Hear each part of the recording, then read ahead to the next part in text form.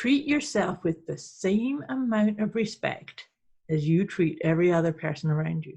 And that is such a crucial part about limiting beliefs, because all too often it's a limiting belief that says, I'm not the same as them. I have to treat them with more respect than I get for me. Debz is a stressologist. She will stretch your mindset to think bigger than you've ever thought before, with follow-through techniques that are realistic and achievable to blow any fear out of your mind. Moira is a mindset cultivator. She will help you align your personal trinity of self-trust, inner awareness, and self-confidence so that you discover and share your unique gifts and purpose.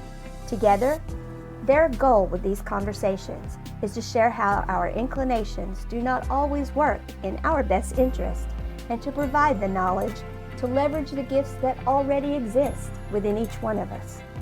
Their desire is to help you learn how to access the habits and behaviors that will lead to positive change and your best quality of life. Welcome to your deliciously motivated mindset. So here we are for our deliciously motivated mindset discussion for the day. So, and yeah, I'm going to say it. We're going to have a great conversation today. Today's topic's a goodie. It's a good one. Yeah. But before we start, we like to do this little check-in to see how are you doing, and do the check-in how are you doing at the beginning, and then we'll check in again with you at the end. And it's just because we like to help you feel into what was the benefit of listening to what we have to share. Our intention is to help you come to a space of 0. 0 is being neutral, feeling really good. Anything is going well, whereas and 10 is kind of like, I need help. I need to rant or get rid of some fear or panic or anxiety, or of course you're not going to have any of those kind of feelings while listening to our podcast. No way. And if you are, by crikey, you need to be reaching out as quick as possible. Absolutely. After you finish this call. That's right. Maybe we will have helped you release it and come down to 0 by the end of this conversation. So for myself, I'm actually in a really good space today. I would put myself around a 3. How about you, Deb? Yeah, I'm saying 2 to 3, so I'm going to say 2.5. Okay, just because you don't want to have the same as me. Don't have the same as you. But I do know a couple of times I've jumped from my number towards 0 at the end. And I also know, just so people know, I've also jumped from my number back towards 10, because I've then gone, oh my gosh, Moira said a couple of things that I now have to look into that made me alert. So can I just say to people, when you get to the end of this and you've rated yourself at whatever, whether you go back towards the 10 and you flop back, or you go towards the 0, it's okay. It just means there's more work to do. Absolutely. More podcasts to listen to. Exactly. And this is certainly never an exercise to beat yourself up. This is, it's purely to help you bring about self-awareness, because the more self-awareness you have, the more open you can become to, like you just said, Deb, more open you are to, I have to sit and journal about that, or I have to contemplate that, or I have to sit and just see how that percolates and works through, or feel the feelings, right? We've talked about this before. All of our emotions just want us to feel them. And then, so we just sit with them, and because none of them are permanent either. They will shift. We have to just sit and hold them. Absolutely. And there's nothing worse than running away from your emotions, because that snowball down the hill comes very fast. And they keep coming running after you, shouting louder and louder, right? Yes, until you get the immobilization. Absolutely. Yeah. So listen to those warnings. But yes, this is definitely not a time to beat yourself up with stuff. But it might add things to your list to look into, which is healthy for your brain. Absolutely. Your mindset. Absolutely. Yep. So today, talking about mindset, we are going to talk about breaking free of limiting beliefs. Oh, look at me. Did that. Yeah, breaking free of limiting beliefs. Wow. Okay. It's a And big one. I was just going to say this will be a goodie. I'm sure I must say that every time. I must Probably. say that to her. Yeah, this will be a big one, because how do you break free? Where do they come from? What does that mean? Moira and Deb, where did you come up with this title? Did something happen in your life that this has come from? There's probably a lot of questions that have come from this. So, Moira, how did you come up with this topic? I'll just say it was you who thought of it. I don't even know who thought of this one. I have no idea who came up with this one, but probably may well have been me. Yeah. So I think, my whole piece, if anybody's been following me, I have my own process called the Letting Go Guidance System. And prior to that, I used to have the Get Unstuck method. And so it's kind of morphed into the Get Unstuck method, yeah. Yeah. That then got spawned into the letting go process. But here, in a nutshell, that is what it is because I became aware. Deb, you and I have talked about this before, about taking complete responsibility and ownership for what's happening in our lives. And so when we do that, and when we realize things are not going the way we'd like them, it's time to sit. Which is often. To say, which is often. Yeah. Yes. Just so people don't think that we're perfecto and everything goes. No, you know what? If we've done all our work, we wouldn't be here. Because if we really truly had done all the work that we need to do as human beings, we're done. We would then drift off to some other responsibility. To the next lesson. Next lesson, next level. But so here's the thing, is that to me, a limiting belief says, I am less than, I don't know enough, I'm not good enough. I have to accept this. I have to accept being maybe treated poorly or manipulated or told who I can be, who I can't be. I've lived through all of that in some really quite striking ways. A lot of people know this part of my story, is that at age 18, I was in a cult for 2 years. You want to talk about limiting mindset and limiting beliefs?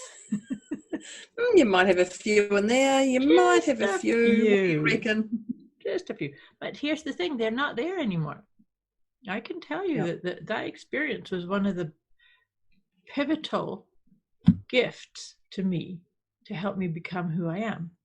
It gave me the ability to spot beliefs and to question. I think it's always about questioning. Deb, you and I have talked about this before, about questioning. Not why questions. I don't like using why, because why to me will always bring up a negative. If somebody said, why did I go into a cult? Well, because I couldn't think for myself. Why couldn't you think for yourself? Well, I felt stuck. Why did you feel stuck? Where's that going to go? It's like, well, it's that circle that you just go round and round and round and don't have a resolution of. Yeah. Whereas if you use what questions, what was it that made me do that? Well, I wanted to heal. What made me think that was going to heal? Well, the personality analysis that I did, they spotted that I am a healer. I have a very, very strong ability to heal and be a force that inspires healing. So they said, we need you. And how important is that? We need you. Absolutely. Oh, I know. The thing is that groups like that, they know how to talk to people who are feeling depressed or lost or seeking. So that's the thing, is when you start having a story rolling into your head, like, I have to change, I have to do this, I have to sign up for this, I have to take that program, I have to follow that leader. It's really important to just pause for a moment and say, who said that? That's it. Who said that? And it's the repetitive story. It's when that story repeats, and you may not hear it the first time or the second time or the third time, but then when you get that, you go, hang on, there's a repetition here, there's a theme here, there's a commonality here, what's going on? That's when it's wise to, the moment you notice that, stop, boom, straight away. Where's that coming? Yeah. And that's where the gold is, discovering where's that coming from. Exactly. And here's the key piece is this, it's so important in this unpacking. Like I like what you just said, it's seeing that it's a pattern. Now, as soon as you see it's a pattern, now we have to unpack it. But it's not because you're wrong or even that the source of that belief is wrong. Because they all just are, right? So a lot of our limiting beliefs will have come from our own upbringing. We'll have inherited them from our parents, from our siblings, teachers, mentors. Sometimes anyone who's walked in front of us, the person at the corner store, yeah. But so that's why I think it's really important to say who said that, but then who said that, but also perhaps where were they coming from? Yeah, and you definitely have to, and I'm going to say have to, well, it's wise to, is stop and go, where is that coming from? The sooner you can do that, like I say, that's where your gold is. The sooner you do, that's the gold at the end of the rainbow. The sooner you do that, you can then change your patterns in any way. Now, I'm not saying that limiting belief is negative, because that could be your limiting belief that drives you to do stuff. But if you can reframe it, it's not going to. How do I say this? So it's not, you don't have to take away that limiting belief. It's wise to just reframe it, how it's going to be. So instead of saying, every time I pick up a book to read and study about medicine, I procrastinate. Right. And then you go, okay, where did that come from? And then you actually go, you know what, I'm just going to reframe that and go, gosh, I love reading about medical because I can pass it on to my children. And if you just reframe that limiting belief, quite limiting belief, into something like that, you can move forward. You can then go, oh, wow, I don't even know that I'm actually studying about medical without even knowing it, because I get to pass it on with my kids and we have so much fun and we learn where a plaster comes from and this and this, or whatever it is. Yeah. No, that's excellent. But do you know the other thing that I was just thinking of is the work of Byron Katie. Byron Katie has a process. You mentioned her once before. Yeah, because her work applies beautifully to not only releasing limiting beliefs, but first of all, like dialoguing with them. And so the process is where when you have a belief like I'm not good enough to study to be a doctor, or the belief is I procrastinate every time I do such and such, the first thing is that the truth? Do you know that to be the truth? And sometimes it might be, no, I put it off because I was tired, or put it off because I had this project that had to get done before I could sit and read my book. So maybe it's not even true right from the get-go. So you check in twice with yourself. Is that true? Do you really know it's true? Then you say, who would I be without that belief? So to your point, that got me my erecties. That got me my goosies. That's a goodie. Yeah. Yeah. And that's because that story that we've had for so long, I'm never going to amount to anything. I've held on to whatever. My mum told me I was fat at 5, and that's why I'm obese now. Yes. And I'm 70. I'm going to die young. No, 70's young, but they've held on to that story, that belief, that limiting belief. Right, exactly right. Who will I be without it? Yep. Yeah. And doesn't that, look at that, and to your point, that to me opens you up to magical thinking. It's like, oh, gosh, I didn't have the weight of that. I freaking love that. I could go off there. Yeah. I could create this. Because the truth is, that's the other thing that just landed in my mind is that saying, this is a hypnosis-ism, and I will often use it in scripts or sessions that I do, is that saying that says, what the mind can believe and you can achieve is totally yours. So if your mind can believe something, your mind conceives this idea and you can believe it, then you can achieve it. Yeah. I absolutely agree with that. And that is why it's really important, and I put my finger up. She's Really got her important finger up to again. watch what my finger up is. Watch what your mind says, because if I go, I need a rest, and and that's exactly it. It's what I believe and what I can. That's so true. Then watch out, because you might end up on crutches. But be careful. So I got my crutch. Exactly. But that's yeah, I like that one. So here's another part that I just thought of too, is that, and you're completely right about being very mindful of the thoughts and the words that you have going. Because there's, and I can't remember where this came from, but the conversation that landed in my mind was, how sometimes people working really hard, long hours, and a person says, "Oh, I just need a break." They keep saying, "I just need a break." Be careful. Hello, universe. Be careful. I know lots of people have done stuff like that and then ended up that they broke their arm or they broke their foot, or because the universe doesn't discriminate. It's like, oh, here, you just created. Here's a break. Yeah, it's I'm gone to that ponder stage, and I go into my I know I'm going to be, I'm sure I said I was a 2.5. I'm going to be going down towards that 10, because there's going to be a long list of things I'm going to be doing. I know that, because I framed that at the very start, didn't I? I said it's okay to be going. You did. Damn. So you set the stage very well. And there's a prime example, people. There's a prime example.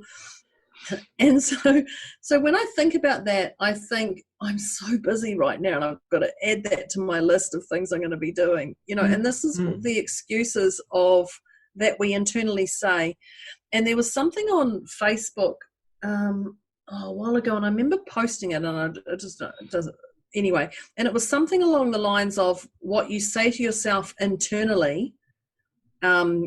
Like you wouldn't accept what people say to you externally, like, and it was really about, even if you say, "Oh, come on, you slacker, let's get moving," even just saying that stuff to yourself, you're internally telling yourself that you're a slacker. And I do a lot of internal talk without even noticing that I'm doing it. I don't even know that I say that stuff. And I remember reading it going, "Oh, that's me. I clearly do that. I do a lot of that without even noticing that that's what I do." No, I've always said that. I'm going to my internal talk now. Tick, tick, tick, tick, tick, tick, tick. But we do. It's so true. We speak so meanly to ourselves. We wouldn't use these words or descriptions to anybody, but we'll do it to ourselves. I would definitely take somebody out verbally if I heard them say those things to anybody I care about, or anybody really, some of my internal talk. And I'm a pretty clued on mindset person, but I do hear myself occasionally and then go, "Oh, whoops." I think it's part of human condition, and potentially part of some of these limiting beliefs that we still have them. You see, the thing is we're talking about breaking free of them. They'll still be part of your legacy. They're still part of your energy bubble, but you can still be free of them and then go, "Oh, look, there's that belief that I'm not good enough," or "There's that belief that I have to work harder than everybody else to get ahead." It's just a belief. Thank you. I'm good. Keep going. Ready? Yeah, it's well, I remember when I did some work around my mother, and I perceived my mother was controlling. Okay. And I did some work around the trait or action, controlling, and I saw the absolute beauty in what it was. And it's funny because pretty much not long after doing this must have been about 15 years ago, and someone said to me, pretty much a week after I'd done the work, they said, "God, your mother's so controlling." And I'm like, "My mum? No, she's not. She cares for me. She just checks in with me, and she does this, this, and this." And I remember thinking, what a weird person saying that. And then it happened again, and I was like, "Oh no, she's just amazing. She's just, sending me love in her form and all this." And then I remember thinking, "Oh, this is the universe testing me to see if I see my mother as controlling." Right. And this is how I read it. And I went, "You've really cleared any emotion around when you see your mother as controlling, because I don't see her as controlling. I just see her as sending me love and giving me love and energy and checking in on me and doing all those things." But it was really the universe checking in on me to go, are you sure you've done it? Yeah. Are you sure you've done it again? Yeah. And that's the blessed stuff, is showing that, yeah, I clearly had. And now I'm just amused when people say, oh, my mother's controlling, and I just instantly think, no, she's just sending you love, but you just see it as controlling. You've just, you've got that limiting or that belief that it's controlling, but in reality it's something else. And so it's just about, so here's the thing about, we've talked before in previous episodes about the responsibility is my mindset, my beliefs, my responsibility. So therefore, if I want to let something go, and everything's about love, the fundamental of everything is about love. So you're talking about a controlling, bossy mum. The essence is love. It still is. Always. Everything is. Yeah. Even dysfunctional relationships are actually based in love. But but their love and your love, or your train of what you see and their train of seeing, can be two different trains. That's right. Before we go too far away from that inner dialogue, I just wanted to pick up something about, and this is something that I've always said to my clients about how we talk to ourselves, because this I find is essential to personal development and actually getting on top of what is it you want to create and being more successful, is to really rewire how you talk about yourself, how you talk about yourself and to yourself. These are the two areas. And so when I help people get really clear on the inner dialogue, I'm a schmuck and I'm stupid and look at that, and that was like, I never get it right, or I'm always procrastinator, things like that. Yeah. So I'll get people to tell me, share what are the kind of things, and then I'll say, would you speak to other people like that? And I go, oh my God, absolutely not. I'd never speak to somebody like that. And that's a great question. So then, would you speak to other people like that? And so then when they really get into that, then I say, oh, but hang on a minute, are you not a people too? Yeah. Well, so if you wouldn't speak to other people like that, you're trying to tell me you're not a people. So it's to treat yourself with the same amount of respect as you treat every other person around you. And that is such a crucial part about limiting beliefs, because all too often it's a limiting belief that says, I'm not the same as them. I have to treat them with more respect than I get for me. A quick wee message before we get back to this episode. You can get access to a special gift Moira and Debz have put together for you. Go to deliciouslymotivatedmindset.com/gift.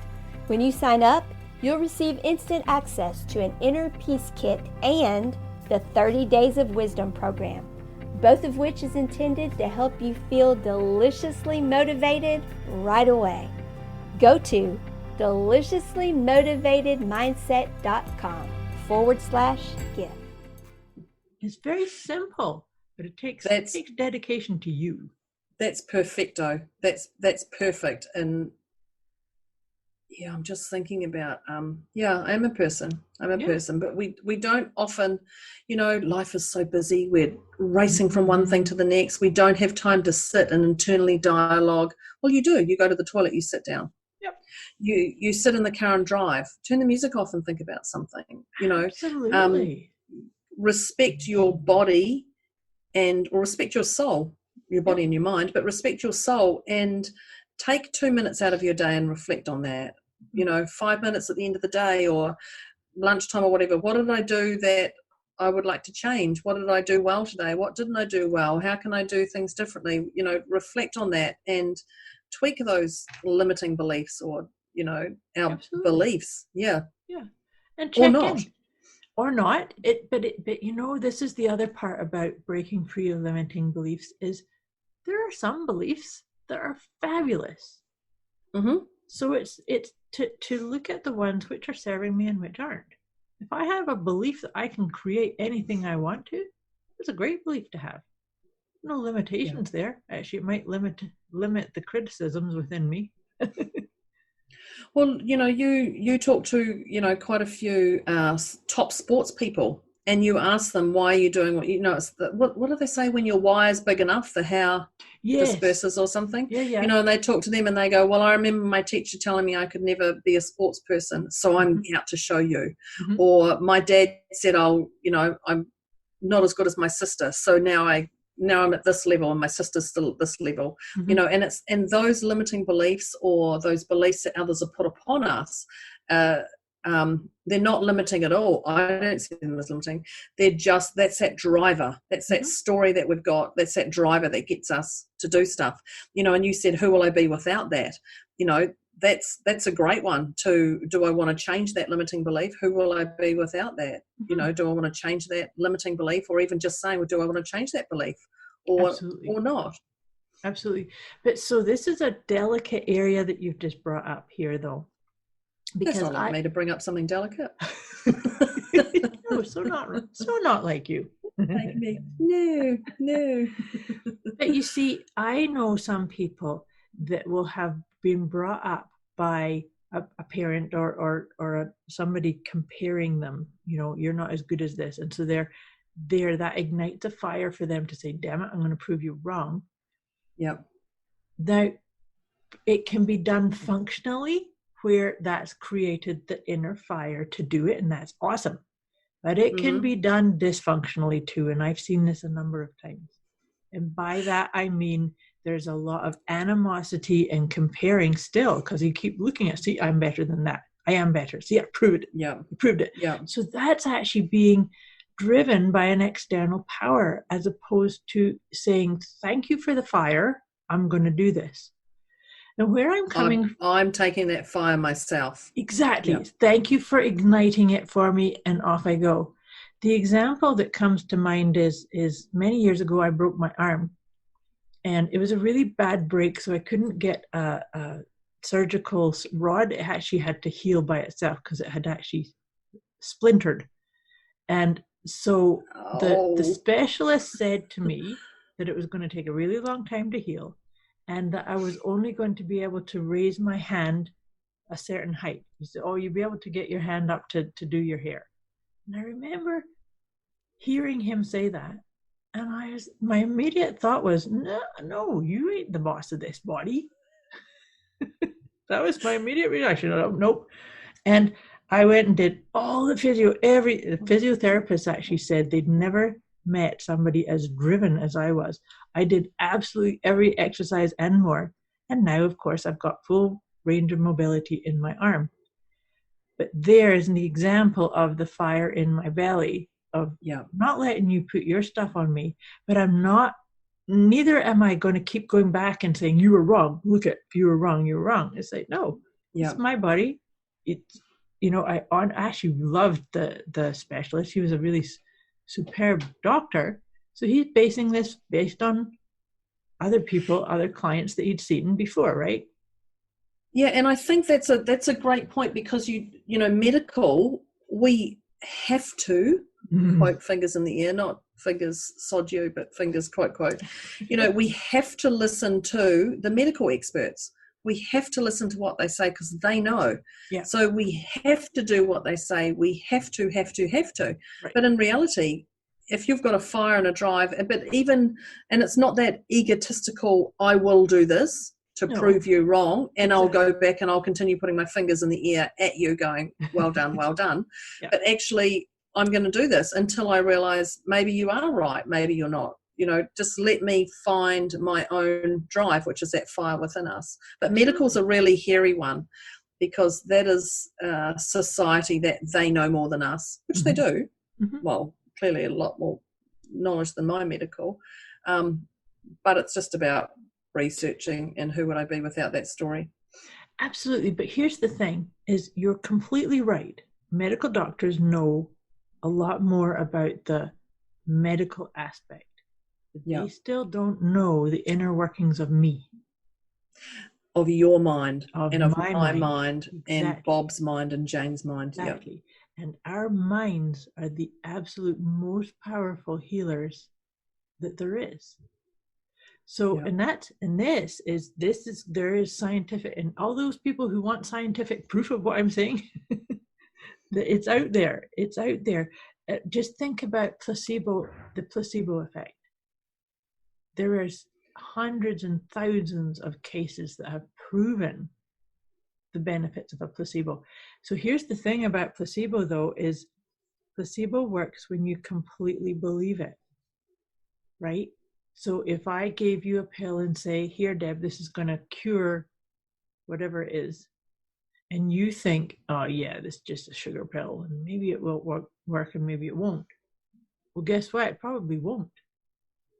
Yes. Whereas if I give it to you and you say, thank you, Moira, this is exactly what I needed. I'm so excited to have full health restored in X amount of time, and you take your pills, and guess what? You'll have it. Yeah. That's the whole part of getting totally locked into the belief that this is right for me. And that is that limiting belief, breaking free of that limiting belief. Exactly. Is and that mind flip. Precisely. And the limiting belief could be the doctor knows best, and so I have to do it this way, and I have to take this medication. And not that I'm saying at all that you shouldn't take medications at all. Please don't take it that way. But just to I am going to stop my medication now. Yeah. To tap into you, right? Like, because all of the therapeutic work that I do is complementary, meaning that I work alongside people who are on the medications to help them still retain a sense of control and power over their own healing journey. Yeah. But I'm definitely not saying stop taking those types of things. Yeah, well, I mean, if it works for you, like if it works for you to take a pill, or if it works for you to do this exercise, then don't change that, but just be aware of where your core belief or your limiting belief has come from. Absolutely. And does it require a tweaking? Yeah. Or is it okay to be on that path? Right. So that's the other part. Call it healthy and unhealthy, and you called it something different. I can't remember, because I say, oh, that's a healthy limiting belief or an unhealthy limiting belief.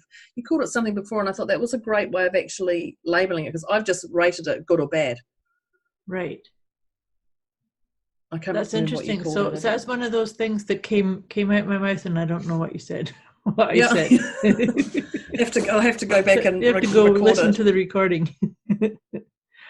But so the thing, well, yeah, I think I remember what you're saying is that so it's a belief that takes me towards what I am capable of, right? So if I have a belief of I can create anything that I set my mind to, or I can experience anything that I set my mind to, that's a belief that I'm going to keep percolating away and feeding that one. Whereas a limiting belief is something that it feels heavy, it's weighty. It means, yeah. So to be honest with you, I refrain from saying good or bad about anything. Yeah, I am very firmly on the same. But I'd noticed when I went healthy and unhealthy, because you framed it something, and I went, oh, that's healthy and unhealthy. And then I thought, oh, Deborah, you've just put a good and bad category in there. Instantly. And I went, that's an interesting one. Right. It is. So the thing is that, you know how you were saying a moment ago about when you see a pattern keeps coming, and it's time to just unpack it and say, where did it come from, and what is it serving? I think that's the key piece, because, you know, having gratitude for a limiting belief will let it go. Yeah. I was just thinking, how do you let go of a limiting belief? You are grateful for that journey that you've been on. Exactly. You're grateful for that, and you're grateful for the awareness of noticing it right now. Exactly. You're grateful for, yes, I've had this limiting belief, quote, for 10 years. Okay, so how did it serve me for the last 10 years? That's exactly and how does it serve me now, being aware of it? And that's it. Gratitude, gratitude, gratitude. Yeah. Being grateful for it, I think, can actually dial the volume down, but acknowledge that you installed it for your own sense of well-being at that time. Mm-hmm. Right? There are a number of different types of processes where, like, let's say there's a belief that I have installed in me that says I'm not good enough. and you check in, where did that come from? Well, my mum said I wasn't good enough. Well, when you go back to the event, what did she really say? Well, and you come back to this event and it's like, well, actually, she said you were late for supper. That's it. When you do that memory recall, that's a shiter, because you do the memory recall and you know, and I remember that's so true, because I remember thinking my mother told me she controlled me all my life. All my life. It was like 35 years, all my life or whatever. And when I went back to do the memory recall, I found 3. Oh. And then I went 3? I've believed my mum's done this all my life. Like, and I would say to people, my mum's controlling, and it would become that story and I would tell people, oh yeah, my mum's controlling. Oh, my mum's controlling. But when I went to specifically find those memory recalls, there was only 3. And that alone brought me to my knees of humbleness to go, oh my gosh, I have spent this time moaning for so many years about my mother being controlling, and I can only come up with 3 times. And then when I unpack those 3 memories, they were not controlling at all. Right. So it was just how you took it at that age.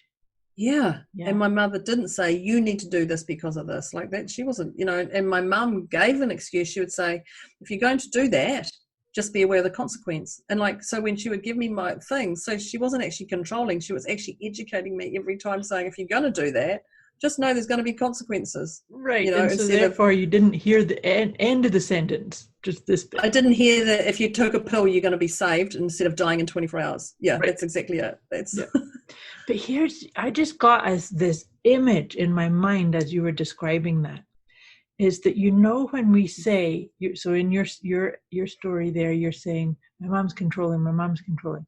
Watch, those words are going in front of you. And they create this big cloud. Oh, wow.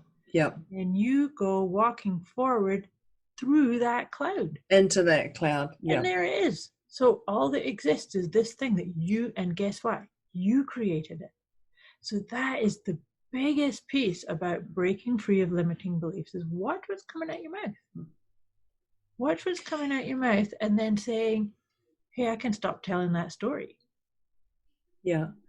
Well, I love the part, who will I be without that? Yeah. Because it's that fear of, oh my gosh, I've had this story for so long. I've played victim for so long. I've had so much support. I've gone to support I haven't. Gone to support networks because my mother was controlling. Gone to support programs that are, so controlling. And really, who will I be without that? So see, who will I be without that will stop creating that cloud. Like that, to me, don't you think that's make a really good analogy of that? There's the cloud, and I'm not gonna create that, because I don't want to walk into that big dysfunctional ism. No, but I do love the analogy of actually looking at it and walking through it. Yeah. So you're walking into that cloud of all your beliefs, the story that you've made up based on what that is, or what you how you interpreted it to be. Yeah. Because that's the piece that comes out when you say, do you know that to be true? And what we were just saying, I'm saying my mom says I'm this, and I was like, do you know that to be true? No, actually I don't. And to your point, maybe I've latched on to one segment, and I need to take a bigger picture view of the whole situation. You don't know what your parents are going through when they say these things to you either. There's so many scenarios that we need to look at. Well, we know as growing up, our parents, and I know for myself, educating my daughter, and I try to just, I try to say, if you do this, there could be consequences, and ask her what are those consequences you could have, to make her think, if I make this decision, am I going on this path or this path? But it's very hard, because you just want to go, oh babe, I just want to wrap you in cotton wool and bubble wrap and protect you from everything ever happening. But in reality, she's got to find her own lessons and fall flat on her face. Absolutely, until she learns, because if I'm telling her she's not told, we can't be told these things. We do need to experience it. Absolutely. Yeah, life experience book is far greater learning than textbook learning.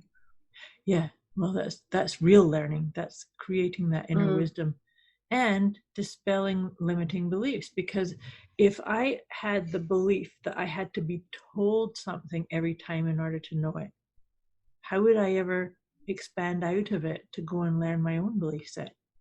And listen to your intuition too. That would be a massive one. Exactly. I would love to know from the listeners what their limiting beliefs are that they're aware of, and have they shifted that, or they like help shifting, if this has helped them, or if they'd like some further help on that. Let us know, what are your limiting beliefs. Absolutely. Yeah. Like you say, what limiting beliefs are you aware of? And are you aware of other areas where you're stuck, where you may not, that you may have a limiting belief there, but you're not quite sure what it is? Like, let us know. Yeah. Because that's what definitely. I'd love want to know. to help you. Yeah, absolutely. Yeah. So, Deb, on a scale of 0 to 10, where would you Here we go. Here we go. Here we go. I would say I've got a few to unpack, so I'm going to go to a 5. Okay. What do I start with? I start with a 2.5. 2.5. Yeah. Yes, it was. See, I set that up right at the start. You see, watch your words, people. Yeah. So I would say I've gone to a 5 because I've just added things to my list. But in saying I've added things to my checklist of the day to do, this is worthy of it. This is worthy of doing those things. That's awesome. And that's the key piece, is those things are telling ourselves that we are worthy. We are worthy of rolling our sleeves up and having those conversations and reviewing the beliefs, checking in. Yeah. Who would I be without it? Yeah. Yeah. What's yours? What number are you at, Moira? I'm pretty much around the same. I think I started at a 3. I'm probably at a 2 now. So yeah. I'm always, I don't know that I've ever. Oh, you go up, I go down. Thanks.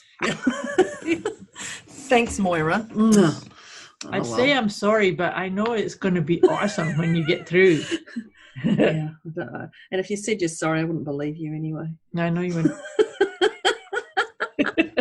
Oh, well, thank you. And so, listeners, we encourage you to do that, and we'd love to hear your feedback, love to hear what you're feeling about limiting beliefs and mindset.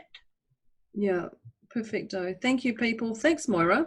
Thanks, dear Deb. I say that every time. It's a great one. I know. Yeah. Thanks. Thank you, listeners. Talk to you soon.